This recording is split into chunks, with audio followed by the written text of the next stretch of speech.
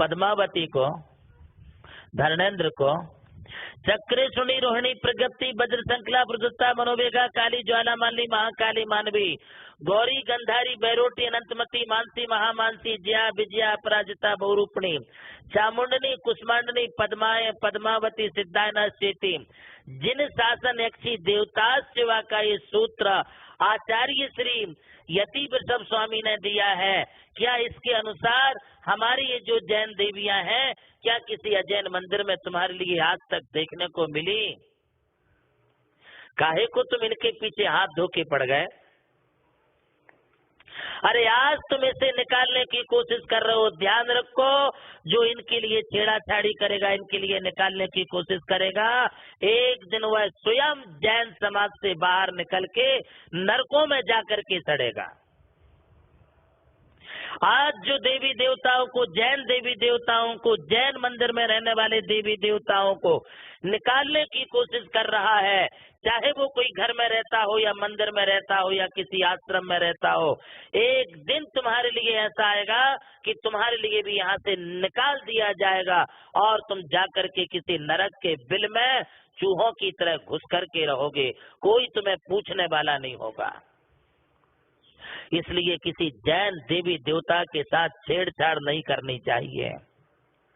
ये जैनों के हैं, गर्व से हमें संभालना चाहिए, गर्व से इसका संरक्षण और संवर्धन करना चाहिए। यदि हम किसी जैन देवी देवता को विराजमान नहीं कर सकते, पैदा नहीं कर सकते हैं, तो तुम्हारे लिए इनको मिटाने का कोई औचित्य नहीं है। संवर का पहला मार्ग है मिथ्यात्व को रोकना है, सम्यक्त को नहीं रोकना है। आज तथाकथित लोग मिथ्यात्व को रोकने की बजाय सम्यक्त के मार्ग को रोक रहे हैं। अनायतनों को छांटने की बजाय जिनातनों को छांटने का प्रयत्न कर रहे हैं। अनायतनों से बचने की बजाय जिनायतनों से बचने की कोशिश कर रहे हैं, जबकि सम्रानु परीक्षा कहती है कि हमें मिथ्यात्व से बचना है, मिथ्यात्व के आश्रय से बचना है।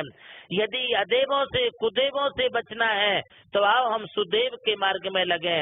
यदि हमारे लिए अदेवों से बचना है तो सच्चे देव के मार्ग में हम आ जाएं, और वह सच्चे देवों का मार्ग यदि किसी ने दिखाया तो समंत भद्राचार्य से लेकर समस्त आचार्यों ने वो हमारे लिए प्रदान किया है।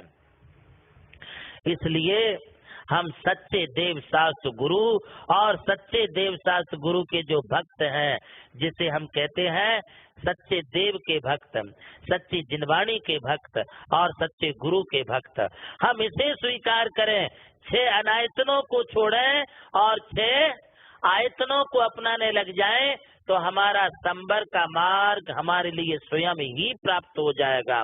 और जैसे ही सम्यक्त का मार्ग, संवर का मार्ग मिला है, तो मिथ्यात्व होने वाली जो कर्म प्रकृतियां थी, जो नरकायु के आश्रय के कारण थी, खास तौर से जो मिथ्यात्व के सद्भाव में 16 प्रकृतियां बनती हैं।